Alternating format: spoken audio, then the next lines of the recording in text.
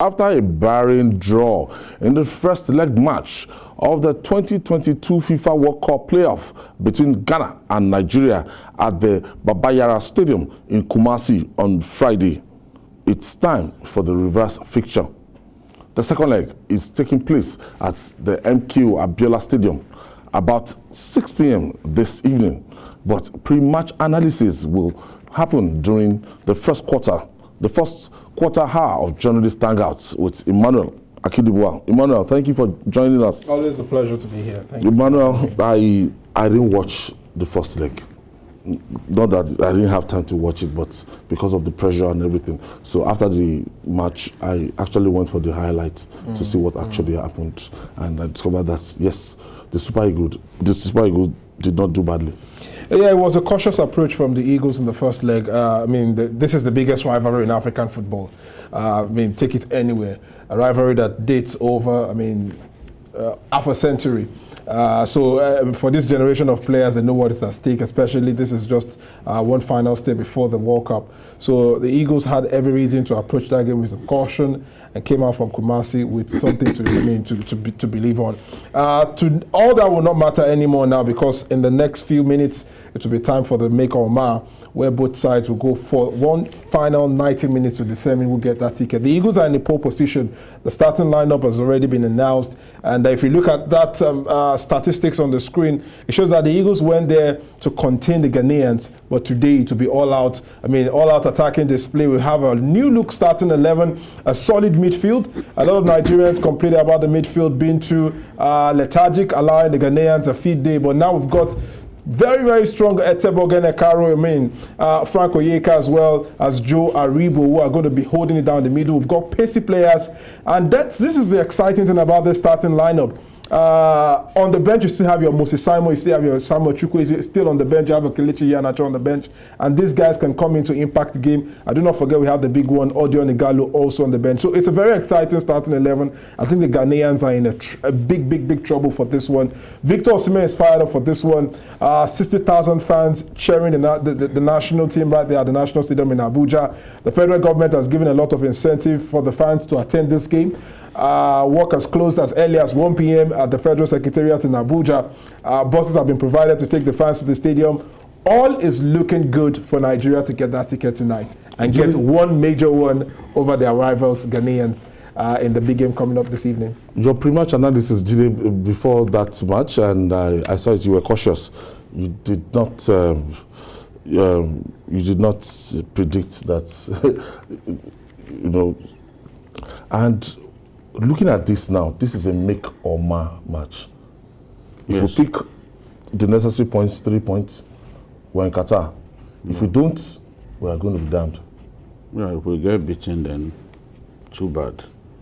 I can never predict the outcome of any match involving this crop of Super Eagles, because they are a massive pain to watch.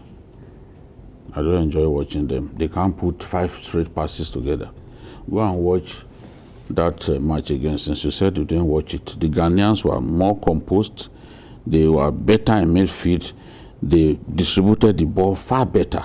And when you look at the way the match went, our own goalkeeper was busier. In fact, on that day, I began to really respect Uzoho, because there were some shots that point blank, some of them tricky shots were taken around the near post, and he had this goal covered.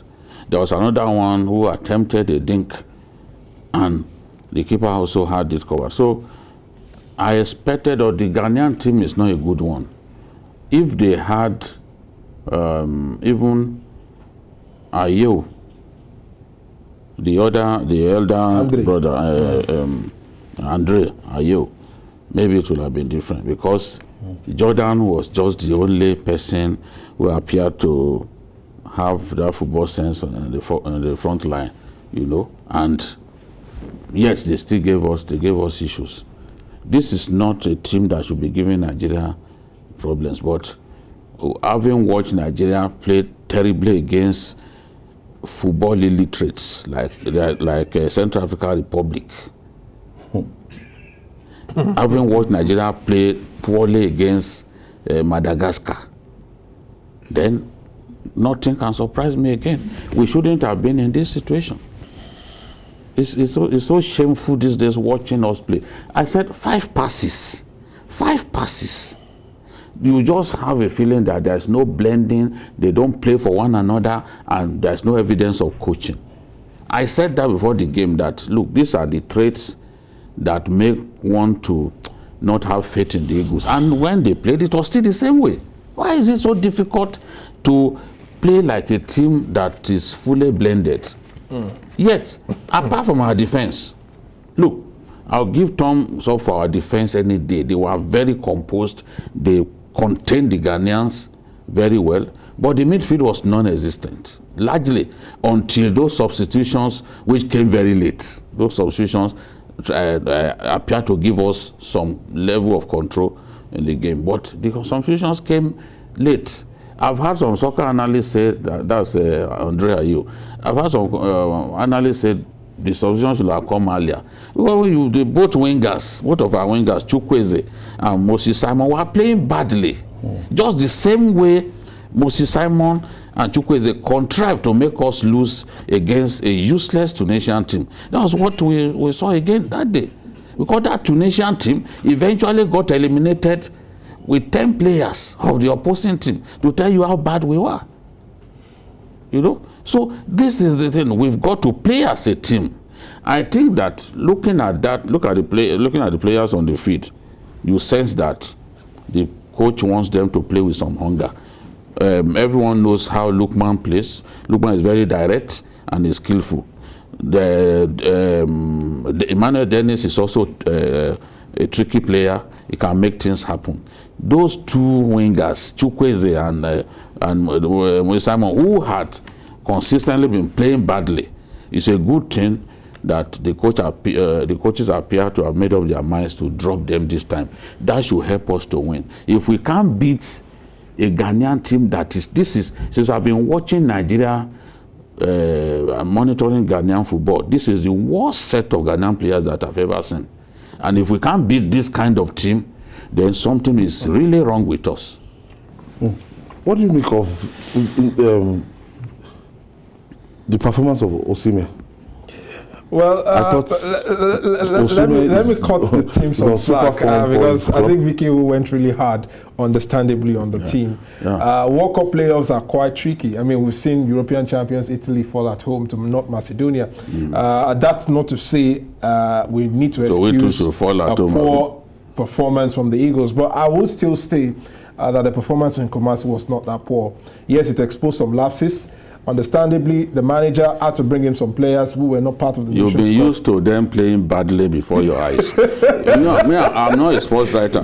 Some of the matches they came to play here in Lagos, they played badly. You and I have been here that you complain about the team. Come up with all these tricks, and it's very hard in football. You see a team go through the qualifiers clinically and go ahead and do so well at the tournament. It's very hard.